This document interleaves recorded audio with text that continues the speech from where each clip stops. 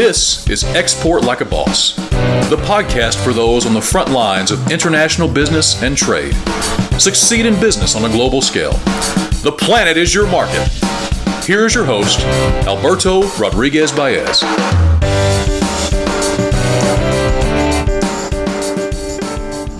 Hello and welcome to a new episode of Export Like a Boss.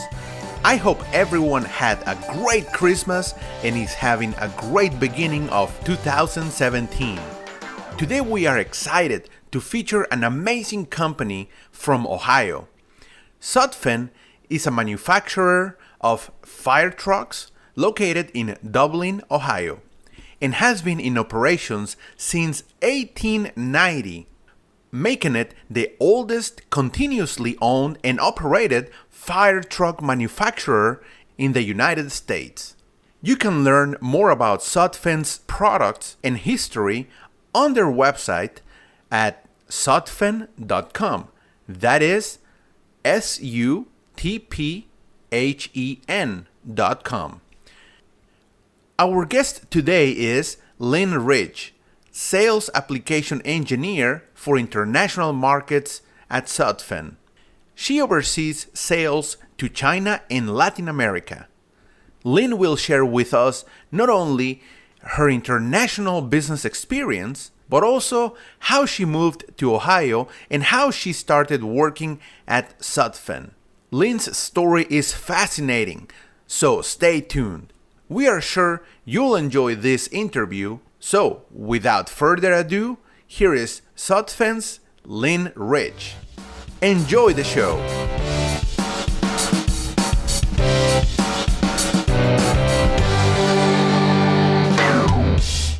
Lynn, how long have you been working at Sutphen? I have worked at Sutphen for almost 3.5 years. Great. And what's your current position at Sutphen?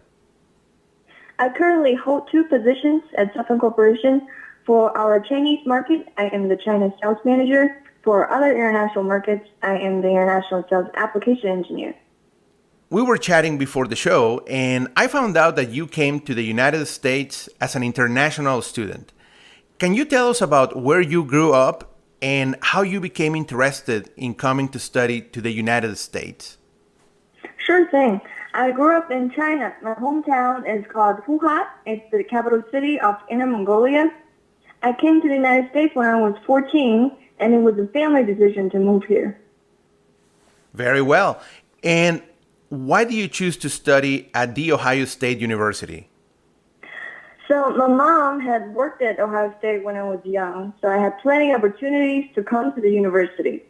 I loved the campus, the opportunities, the diversity, and the tuition was quite affordable because my mom was an employee there. Great. What did your mom do at the Ohio State University?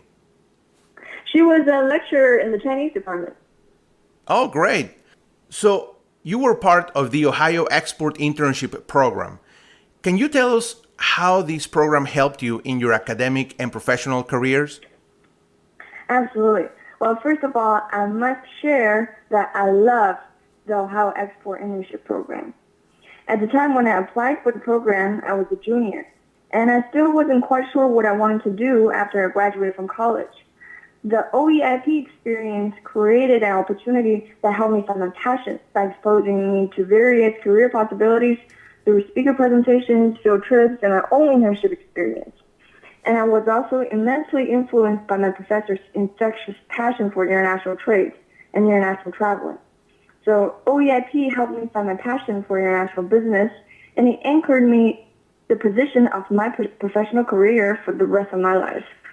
And I think if it wasn't for this program, I would have never thought I had probably a head start in life, because when I came to this country as a teenager, I could barely speak English. I had no friends, and everything I know and I was familiar with was on the other side of the globe. So I felt quite behind in life for quite some time. But after I attended OEIP and finding my passion, I knew that I had a head start because I was confident that my first job out of college is the career path that I want to pursue for the rest of my career. I don't think many people get to find out their passion and get the opportunity to immediately jump into that field right out of college. but I had that opportunity, and OEIP gave me that opportunity. So I really don't know where I would be if it wasn't for the Ohio Export Internship Program, and I really cannot thank the program enough for how it has helped me and impacted my life. Lynn, how did you get connected to the Ohio Export Internship Program? So the first year, when I applied, it was the first year OEIP started. And they had some flyers on campus in terms of trying to attract students to apply for it. And I saw the flyer and decided to apply for it. So that's how I got connected with the program. You mentioned that you are now in the international sales area. And I wanted to ask you, was international part of your professional path when you were growing up? Was that something that you always aimed for? Or was that interest something that grew up after being in the Ohio Export Internship Program? I didn't find my professional career path until the Ohio Export Internship Program. Earlier, you mentioned that when you came to the United States, you were not really fluent in English, but now you are not only fluent in English, but you are also fully fluent in Spanish. Why did you become interested in learning Spanish, and where did you learn it? Being fluent in Spanish, Chinese, and English does really come in handy because China and Latin America are my company's top markets. Especially with the combination of Chinese and Spanish, it is kind of rare to find an individual who has the fluency of these two very different languages. So you'd think that my choice was strategic, but actually my journey of learning Spanish is quite incidental. My first friend in the United States, and to this day one of my best friends, she was from Peru. And because of her, I fell in love with ceviche, pollo a la brasa, bachata, merengue, reggaeton. And I love how passionate, friendly, and hospitable and family-oriented she and her family are. So when it comes to choosing a mandatory foreign language class in high school, I chose Spanish. And the Spanish classes always came pretty easy for me, so I decided to pursue it as a degree at college level. And now thinking back, that was probably one of the best decisions I've made in my career, to learn Spanish. Indeed, because as you mentioned, it's quite rare to find a person that is fluent in those three languages. So congratulations. That's an amazing testimony to your hard work. And now you are a tremendous asset to your company because of your capabilities. Thank you. It's been a lot of fun able to communicate directly with our end users and business partners in these countries. So let's talk about the company you work for. And I believe that you were connected to this company through the Ohio Export Internship Program. The company you work for now is Sutphen Corporation. Can you tell us what does Sutphen do? Sutphen Corporation is a family-owned fire truck manufacturer of 126 years in Dublin, Ohio. As a small, medium-sized company, we proudly serve our communities and firefighters around the world by manufacturing a full line of top-quality fire trucks. Great. And when and where did Sutphen start its operations? Sutphen Corporation was founded in 1890 in Columbus, Ohio. Mr. C.H. Sutphen, who was the founder, founded the company by selling leather fire hoses. Okay. So currently, how many people work at Sutphen? Right now, there are about 350 employees work at Sutphen. And what's interesting is that not only the company is run by fourth and fifth generation of Sutphens, we also have generations of families working in our facilities, many fathers and sons, uncles and nephews. And because of the high tenure and experience of our employees who are building the fire trucks, our fire trucks' quality and craftsmanship is one of the things that we are most proud of. Great. And do you have any firemen or first responders working at Sutphen? Oh, yes. Many employees come from the fire service. They were firefighters or fire chiefs, and the invaluable experience they bring to our company is something that we truly cherish. You mentioned that Sutphen manufactures fire trucks. Can you tell us a little bit more about Sutphen's main products or product lines? Sure. We make customized fire trucks that serves our customers' different needs. So from pumpers, tankers, rescue trucks, hazmat vehicles, to aerial ladder trucks and aerial platform fire trucks. So we make all different types of fire trucks to serve different purposes for our end users. And on top of that, we are one of the few companies in our industry that build our own chassis and our own aerial device. Their own what device? Aerial device, like the aerial ladder sits on top of the fire truck where you can extend and retract. So in our industry, the terminology is, so if you call it aerial ladder, it is actually a type of truck. So the aerial device is the part of the aerial ladder. Oh, I see. If that makes any sense. Yes. And it's definitely confusing. I can tell you that when I first came into the industry, all these terms are confusing. Yeah, so the aerial is the actual ladder that you put on top, but if you say aerial ladder, then it's the full truck. Right. Aerial ladder is a type of truck. And the aerial platform is another type of truck where it has an aerial device on it, but at the end of the aerial device, there is a bucket so people can sit in it or stand in it and do rescue work. Oh, I see. Have you been way up in one of those buckets? My goodness, my first day on my internship, my coworker took me up 100 feet in the air on one of our aerial platform trucks. And that day, I was like, man, I ain't going anywhere else. This is the coolest place to work for. That is a great story. Were you scared?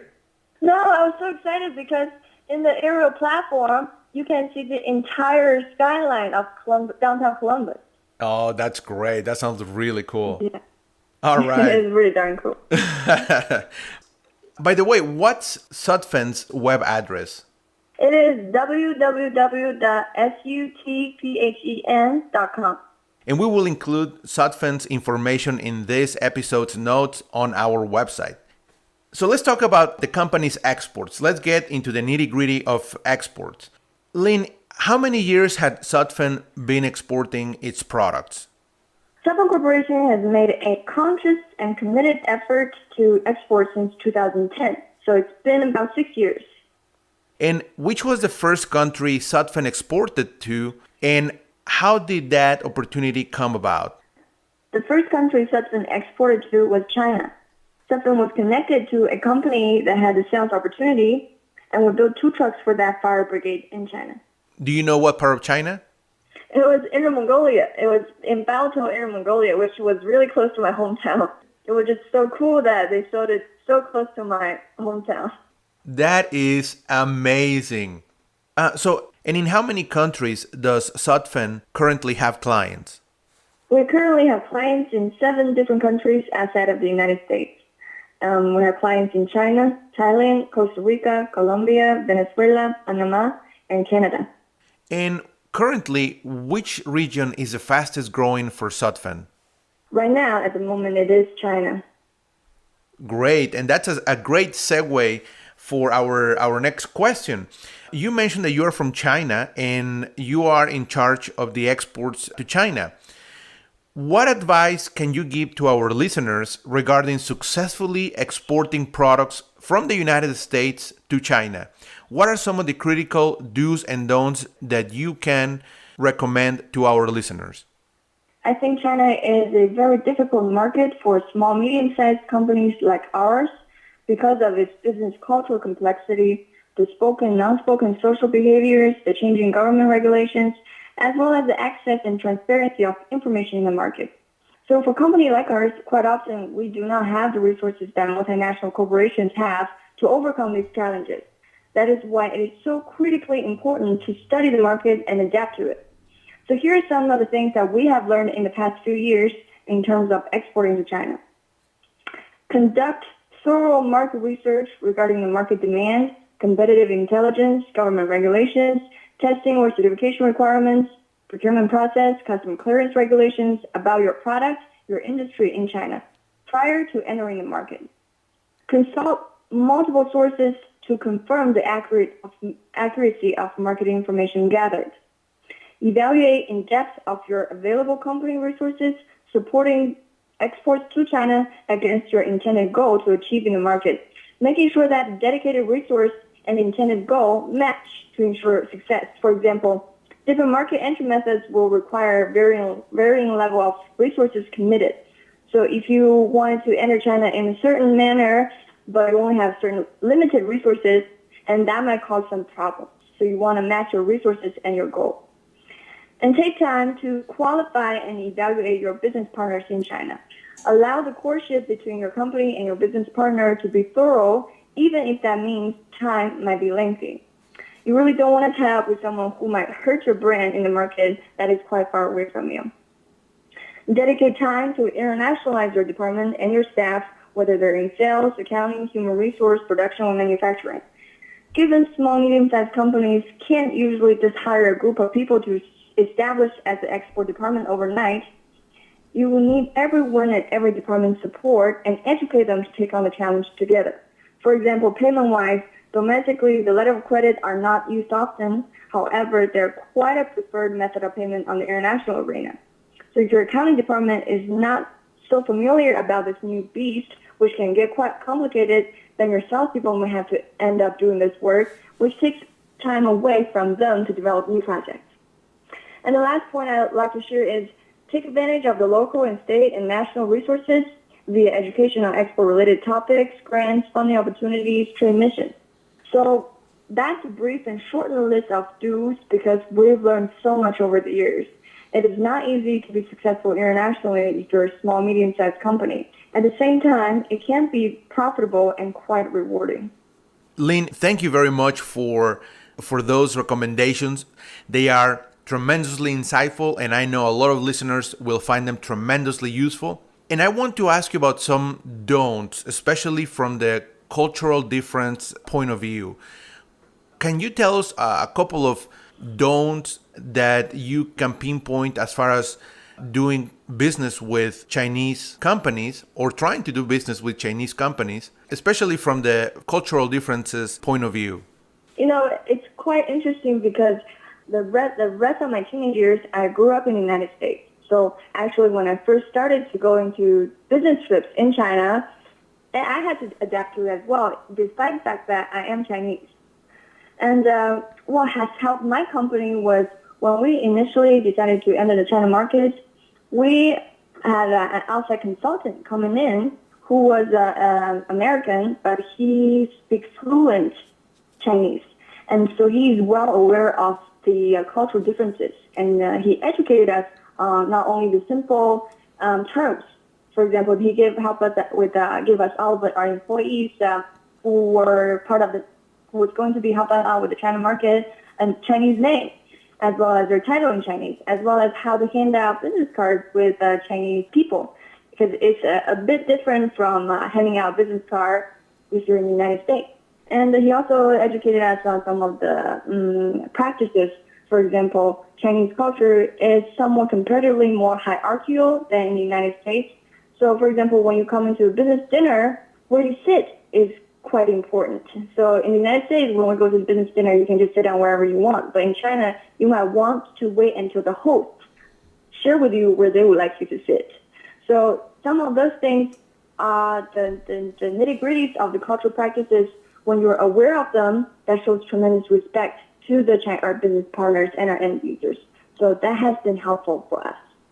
Lynn, you mentioned that doing research, preparing is very important for planning your expansion into the Chinese market.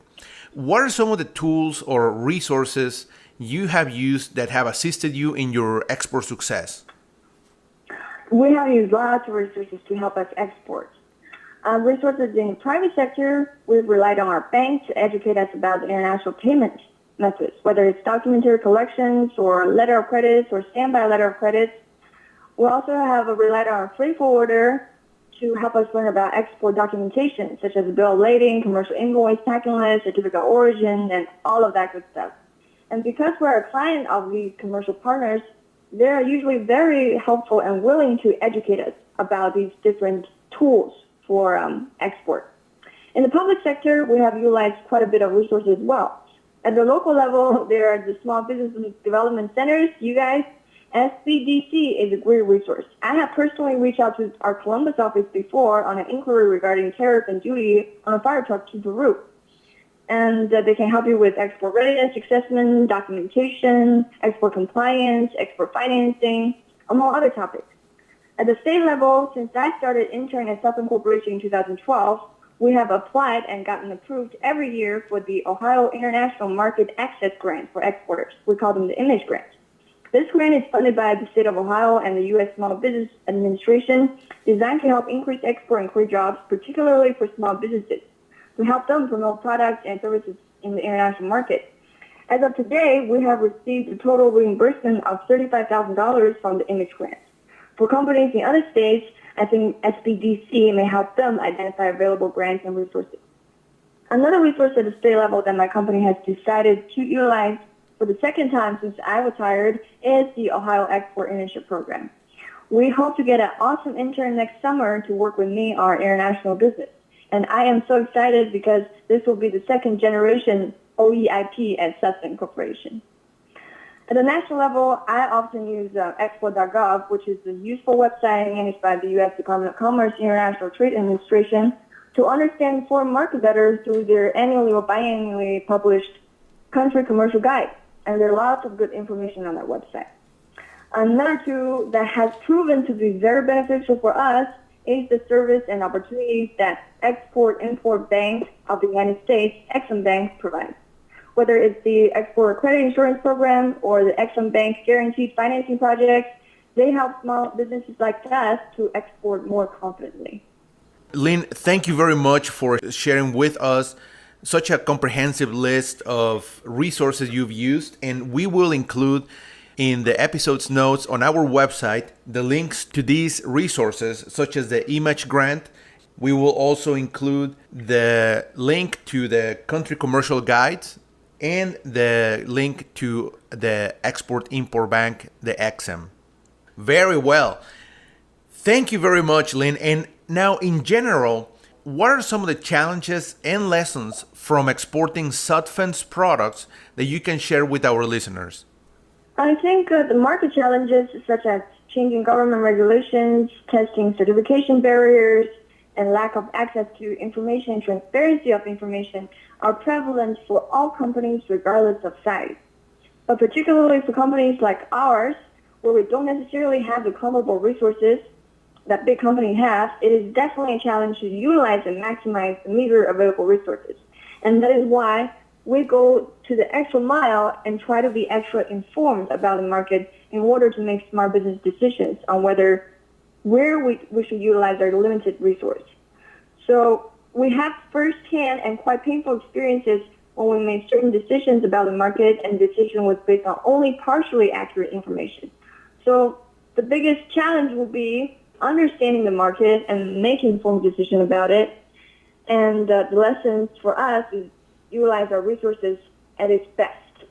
You mentioned earlier that since 2010, Sutphen has been very intentional about growing in foreign markets. What are some of the marketing strategies that have worked for Sutphen abroad? I'll start by sharing with our marketing strategy domestically, because a lot of our international practices is based upon our domestic operation. So in the United States, we use all available marketing strategies such as advertising, social media, trade shows, industry events, sponsorships, and email campaigns, and etc. On the international side, because of the limited resources, so far we've only attended a few trade shows internationally, which are quite expensive. Mostly we rely on our local representatives to market our product. And because our customers are a very niche group, this marketing method has worked okay for us so far. But we do not want to just stay status quo, so I hope by generating more sales this year and in the next few years, we can justify for more human resource and financial resource to dedicate to other international marketing methods. Do you currently use any social media to find potential clients? Internationally, how our distribution method works is we identify a local representative. And our local representative works directly with the end user, whether it's Bomberos, Bogota.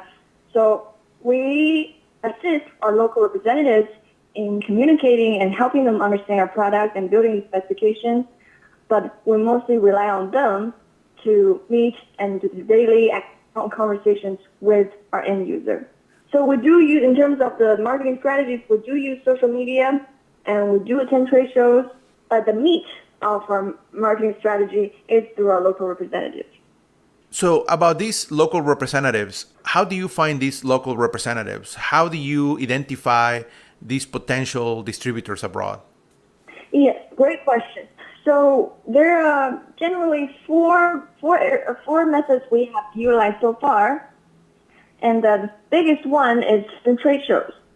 There, domestically, we attend several big industry trade shows, and we have sometimes up to 6 or 7 fire trucks at our booths for show. So a lot of times, the international companies that are in our industry come attend and visit these kind of big trade shows in the United States. And that is the opportunity sometimes when they come to our booth and we connect and find out that they potentially want to represent our product in their country, and we potentially want to work with them to just develop our products in their country. So that's a great opportunity there. The other side of trade show is we sometimes attend international trade shows. We walk the show and see who is representing and check out our competitors in terms of what they're doing internationally. And sometimes we can find distributors by walking the international shows. And the other opportunity is through our suppliers. Sometimes our suppliers have already very good established distribution in certain countries. Sometimes we ask, hey, who do you work with in Peru or Chile? And then they might tell us or they might not. And a lot of times, sometimes they will share with us what is a good company to work with in that country. And the third is through website and advertising. So I think we have not necessarily done this, but I've learned from other companies who are exporting. Sometimes if you do actively seeking international representation, put that on your website or put that in your advertising, just a small line. And whomever is reading your website or industry magazine sees that, and they may reach out to you. And last but not least is I believe the Department of Commerce has a service called GoKey, and they will help you identify potential partners in the countries that you would like to export to. Those are some of the methods that you can identify and find distributors or representatives internationally. Those are excellent insights into how to find distributors abroad. And I will also include a link to the Gold Key service from the U.S. Commercial Service on our website. Now, let's talk a little bit about traveling and going to visit clients or potential clients, or going to international trade shows, as you mentioned. Do you have any recommendations for exporters to make the most of their international trips? I would say, in addition to meet with your business partner, existing customer, or potential customers to gather market information, also try to meet with local suppliers, local industry trade magazines, local certification or testing organizations, as well as third-party consultants who are familiar with your industry. I think multiple sources of information and multiple perspectives of the single piece of information will help you make informed decisions about the market. Now let's start wrapping up. We have had a great time learning about your industry and learning about your path to international business. So let's start wrapping up the show. And I have just a couple more questions. What advice would you give to a company that wants to start exporting or is currently exporting? I would say, man, it is a lot of fun, a lot of challenges, and a lot of learning to do. You're en route for an adventure, a potentially very profitable adventure, but to make sure that that adventure does not turn into a nightmare, please do take ample time to study the market and learn as much about it as you can and learn as much about your business partner as you can before jumping into exporting. Great. And do you have any parting words? I do want to take this wonderful opportunity to thank several mentors I have over the years who selflessly helped me and daringly fought for me over the years. And they're the ones who made me want to pay it forward to others. Is that all right? That's perfect. All right, thank you.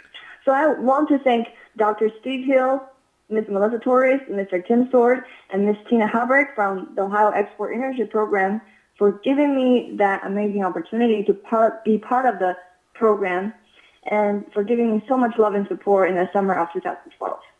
And I want to thank Dr. Joel Walker and Ms. Sunny Zhong from the Ohio State University for lending their helping hand to me when I needed it that summer as well. I also want to thank Judy Sutphen, Shelby Sutphen, Drew Sutphen, and my current and previous bosses who believed in me and gave me unprecedented support and opportunities to help me realize my professional dream. I'm really very, very fortunate to have these people in my career to continue my adventures of selling fire trucks around the world. I wake up every day excited for it. And finally, I want to thank you, Alberto, for inviting me and Sutphen Corporation on your podcast. What a wonderful platform to share experience and knowledge. Lynn, thank you very much. It was a pleasure. Thank you.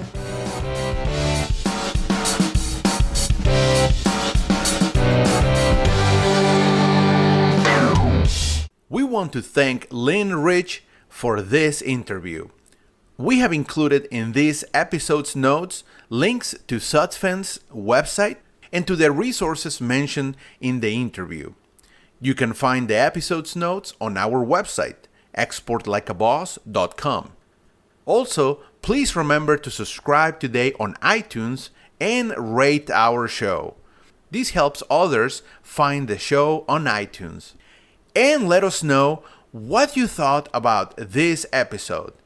You can tweet us. Our handle is @exportlikeaboss, or contact us via email at podcast@exportlikeaboss.com. We are very excited about the episodes that we are currently producing and that we will be releasing soon. So stay tuned.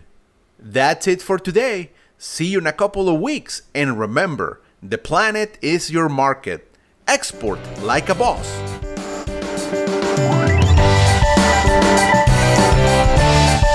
You've been listening to Export Like a Boss, the podcast for those on the front lines of international business and trade. For past episodes and more information, visit us at exportlikeaboss.com or subscribe on iTunes.